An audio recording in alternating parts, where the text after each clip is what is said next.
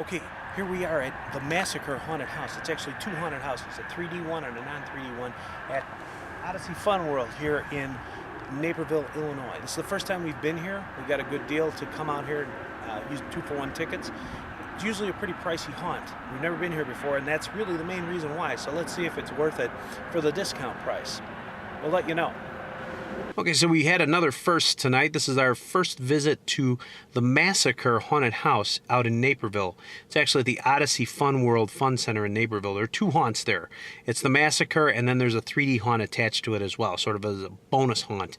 And we've made a point of trying to get out here every year, but for some reason we never did, and this year we finally made it out here. And what did you think, Laura, for a first-time visit here? I thought it was very well done. I mean, I thought the 3D was excellent when you go through it, and there were some good actors in there, good effects, and... Was there anything in particular in the 3D haunt that stood out, or any? It wasn't anything major, but I just thought it was kind of cool because they had one of those where you walk across the ramp and it's spinning, of course. But at the very end, you saw like a 3D effect, like a, I don't know what it's like, some kind of clown or something at the very end, like that's three-dimensional, looking at you as you're going through, and that's something I haven't seen in one of those before. So that was just like an added touch. But I like the 3D one, and then the main house I thought was excellent. They had a lot of animatronic figures. Actors stayed in character. I thought it was very, very good.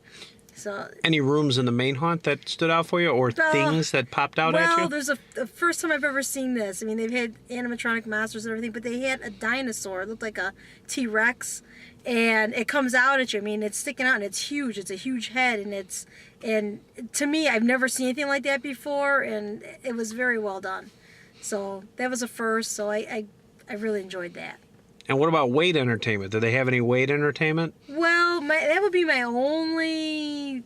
The patron flow wasn't as good as it probably could have been. There weren't a whole lot of people ahead of us, maybe 40 or so, and we waited probably at least a half an hour just to get into the first house, and then we had to wait again. Not very long, though, for the second house. But that would be my only thing that it wasn't as good as it, that wasn't a good part of the experience, was the wait time. But they did have TV screens, and they were playing the movie The Collection, which I've seen before. Brian didn't, but I know. So I was kind of watching that. Of course, there's no sound, but I kind of knew what was going on because I've already seen it. So they do have movies going on, like they have some kind of entertainment. But like I said, once again, for the amount of people that were there, the patron flow was a little slow. So, but overall, though, I mean, as far as the haunts themselves, the 3D one, and the haunt with the props and everything they had, and the detail, the set design was really good. I'd still give it a 5 out of 5 just for that. Just if I had to rate the haunt itself. Were there any characters outside of the haunt walking around like they have sometimes? Yes. There's a guy, he looked like something out of Mortal Kombat, and he had a real sword, and he kind of greeted you, and actually he was waiting for, he saw Brian, and then I was behind, and he was waiting for you to come in. He was very good, stayed in character, it was entertaining. And there was another clown that was there that, he kind of followed me around and stuff when I first came in, but the other guy was really good. I mean, he was dragging the sword and scaring people as they came in, and the clown was good too. So yeah, they did have some good people in costumes that kind of greeted you when you came in. So that was very well done as well. So what was the rating again? A 5. I give it a 5 for the entertainment, as far as the two, the guy with the Mortal Kombat dressed, he looked like something out of Mortal Kombat, and then the clown, and then as far as, like I said, the only complaint I would have is the patron flow. It was kind of slow for the amount of people, but once you did get into that haunt, it was excellent. 5 chainsaws. All right. Yeah, I'm going to echo what Laura said there with the various things that she talked about. Some good wait entertainment, particularly when you walked in. Now, mind you, this is in sort of a fun center, so there are arcade games, it's brightly lit, skee ball, all that kind of thing going on. Noisy. It's like noisy because you hear all the arcade games and the skee ball and everything going on. It's wide open. It's not a place where you're going to be scared. Okay, so normally when you have wait entertainment, you're standing outside of a haunted house, so it's already a little bit creepy. But it's funny because the guy dressed in the armor, the leather armor, and with the real sword, okay, he really did look like somebody out of Mortal Kombat. and he was actually a little intimidating and creepy in the middle of this wide open happy place, which is pretty good. I have to hand it to him for that.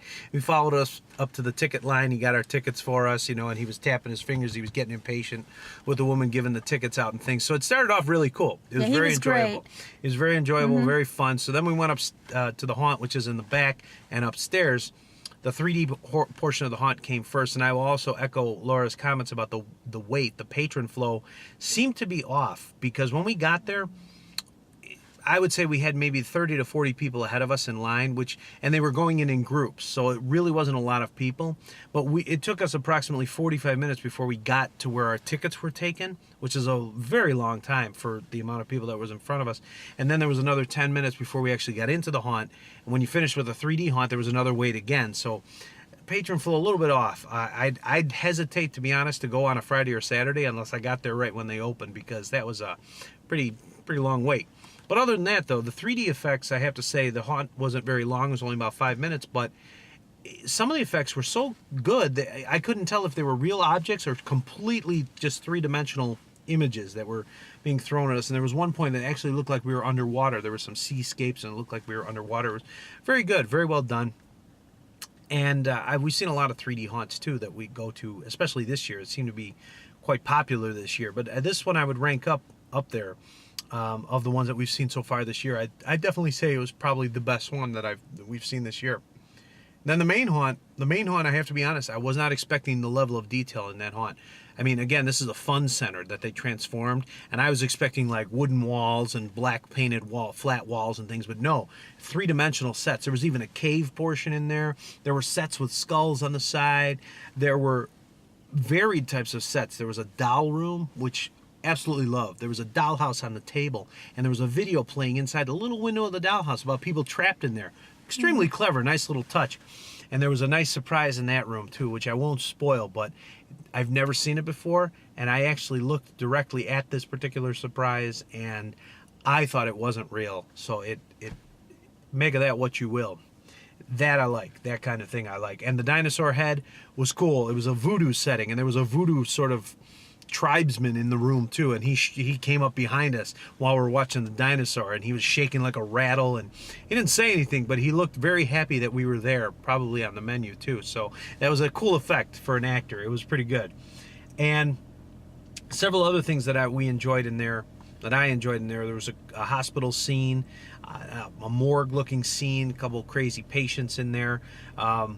There were several things, too many that happened that I enjoyed that I can't actually remember off the top of my head, but I will say again, very clever scenes, well done. There were clown room, doll room, cannibal room, crazy house, hospital, various different things that you see a lot, but different.